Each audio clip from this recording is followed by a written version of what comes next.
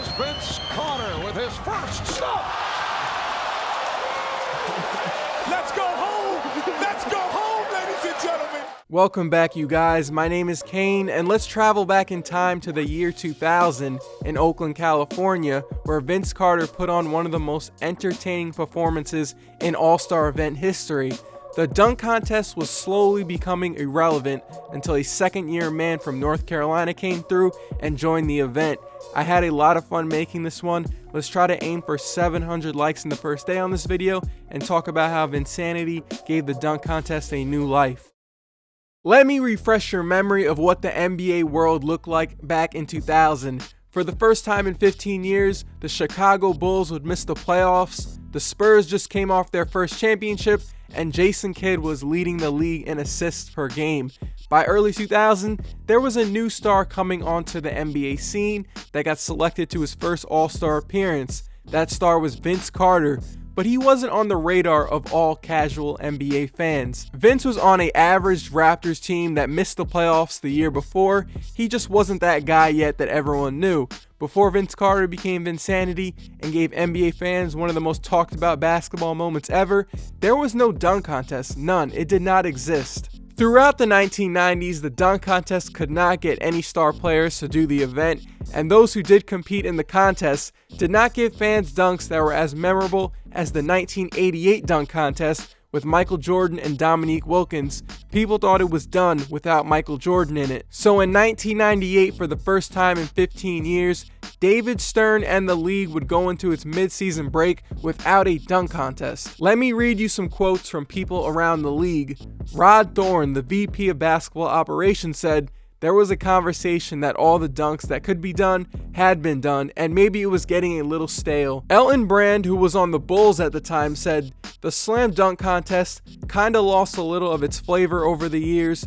There were a lot of regular dunks. I think Isaiah Ryder had the between the legs dunk, and I guess Brent Barry went from the foul line, but it was nothing too outstanding." After 2 years of no dunk contest, the NBA announced they would bring it back for the All-Star Weekend in 2000. It had to be done right and with the right NBA stars, so the league got Vince Carter, Steve Francis, and Tracy McGrady to headline the event. On the night of the contest, Vince Carter actually changed his routine of dunks he wanted to do. The first dunk he did on that night was a dunk he only tried 2 or 3 times in his life, the 360 Windmill Slam that set the tone. Vince Carter said this, "If you watch it on second dribble, I smacked the ball real hard, and that's when I felt like I powered up, you know, like Mario Bros." Dirk Nowitzki was in the crowd, and he said in an interview that the crowd was going nuts. "I think I punched somebody in the ribs." And as soon as Vince Carter finished that dunk, the rest of the night was all about Carter. Nobody cared about any of the other competitors. Even though T-Mac and Steve Francis had some pretty good dunks, it was all about Vince. His second dunk was from behind the rim, where he spun to face the basket and windmilled the ball through the hoop. Everyone gave him a 10 score for this one except Kenny Smith. Kenny Smith gave him a 9. Vince said he was going for a perfect score, and Kenny spoiled it for him. And Vince was disappointed because he saw all the 10s, then saw the 9 from a guy who went to the same college he did. So Vince was like, "Come on, bro." He's telling me no more low scores. 9 is low to him. For the third dunk, my personal favorite from that night, the between the legs dunk after catching a pass from T-Mac, was a dunk Vince did not practice before. Part of the dunk contest rules in 2000 was that at least one of each of the participants' dunks had to come with the help of a teammate. Going in, Carter was not aware of this, and once he found out, all he told T-Mac was to bounce the ball at a certain height and he'll do the rest. As soon as the ball went through the rim, the crowd erupted. You had Shaq, Kevin Garnett, and Chris Webber out of their seats. Isaiah Thomas jumped over the scorer's table. Vince Carter was bringing back the feeling people felt when they watched MJ go in the dunk contest. They knew they were watching history. And finally, the story behind the fourth dunk, the honey dip. Vince Carter went over to Antoine Jamison and said, "I got something they ain't seen before." This was a dangerous dunk. Vince was really nervous that his arm would slip out of the rim and he'd fall, but he nailed it. It took a minute for fans and players to realize what just happened.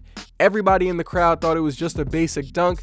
Dirk Nowitzki said that on a good day, I could have probably put my wrist in. The next morning, Vince Carter said that his whole right arm was black and blue. Those 4 dunks Vince Carter made brought the dunk contest to another level. It was one of those iconic NBA moments. Allen Iverson was in the crowd, and he said, "Michael Jackson is my favorite artist of all time," and it was like the closest thing to a Michael Jackson concert to me on a basketball level. I don't think a dunk contest will ever be duplicated in that fashion ever again. And that is the story of how Vince Carter saved the dunk contest in 2000. It was slowly dying. It was falling off. Then Vince Carter came through and brought it back. I hope the story was interesting to listen to and you learned something new. I had fun making this one. Shout out to Petite Explication for suggesting another fire video topic. I'm going to be doing NBA preview stuff soon, so that'll be interesting. I'll see you guys then.